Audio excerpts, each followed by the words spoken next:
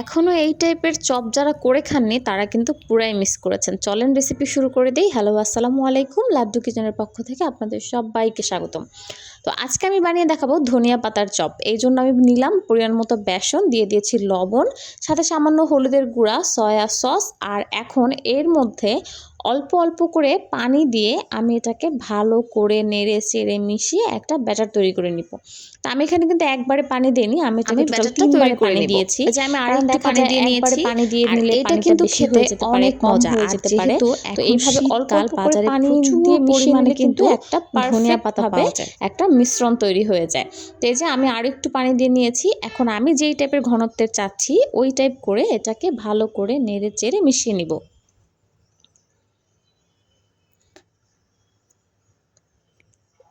মেশানো হয়ে গেলে এখন এটা কিভাবে পারফেক্ট হয়েছে সেটা বোঝার জন্য আমি একটু আঙ্গুল ডুবিয়ে দেখছি। এভাবে যদি আঙ্গুলটা যদি কোট হয়ে থাকে তার মানে বুঝতে হবে যেটা হয়ে গিয়েছে।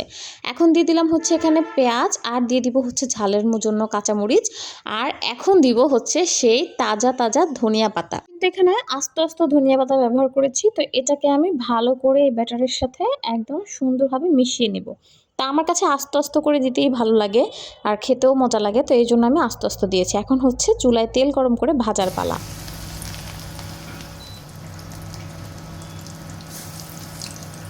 তো আমি একে একে ধনিয়া পাতার চপগুলো পুরোটাই এরকম চপের শেপ করে দিয়ে নিচ্ছি।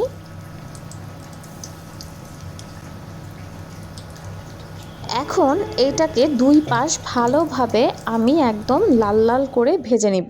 তো আমি এটাকে উল্টে দিয়েছি, উল্টে দিয়ে আমি এটাকে অপর পাশটাও ভাজার জন্য অপেক্ষা করব।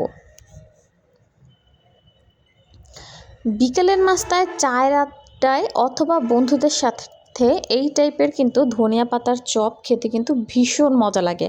আর যেহেতু শীতকাল, বিকেলে কিন্তু একটু ভাজা পড়া হলে আরও কিন্তু জমে যায়। তো আমার ভাজা ভাজা কিন্তু হয়ে গিয়েছে, সম্পূর্ণ চপ রেডি। এখন হচ্ছে গিয়ে এটা গরম গরম পরিবেশনের পালা। তো দেখেন কতটা মচমচে হয়েছে আর কতটা ক্রিস্পি হয়েছে, আর এটা খেতে কিন্তু অসাধারণ। আমি একটু আপনাদেরকে শব্দ শোনাই যে দেখেন কতটা ক্রিস্পি হয়েছে। একটা কাঁটা চামচ নিয়ে আমি আপনাদেরকে দেখিয়ে দিচ্ছি। এখন এটা গরম গরম সসের সাথে কিন্তু অনেক মজা। আর এই টাইপের চপ আপনারা কে কে পছন্দ করেন সেটা কিন্তু অবশ্যই কমেন্টে জানাবেন। আর রেসিপিটা কেমন হয়েছে সেটাও কিন্তু জানাতে ভুলবেন না। আর এতক্ষণ ধরে আমার পাশে থাকার জন্য আপনাদের সবাইকে ধন্যবাদ। ভিডিওটা ভালো লাগলে অবশ্যই লাইক, কমেন্ট ও শেয়ার করে দিবেন। ধন্যবাদ।